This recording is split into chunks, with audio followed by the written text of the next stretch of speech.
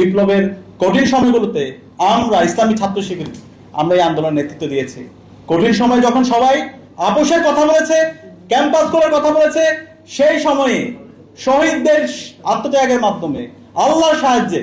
সেই 19 জুলাই থেকে 1 আগস্ট পর্যন্ত প্রথম সারির সমন্বয়কদের উপস্থিতিতে ইসলামী ছাত্র শিবিরের দায়িত্বশীল জনশক্তিরা আমরাই এই আন্দোলনকে সফলতার ধারবান্তে নিয়ে গেছি। আন্দোলন নীতি নির্ধারণ করা, মাঠ পর্যায়ে সমন্বয় করা এবং শহীদ আহত পরিবারের সাথে যোগাযোগ করা এবং সেকেন্ড লেয়ারের সমন্বয়দেরকে সেফ হোমে রাখার ব্যবস্থা করা,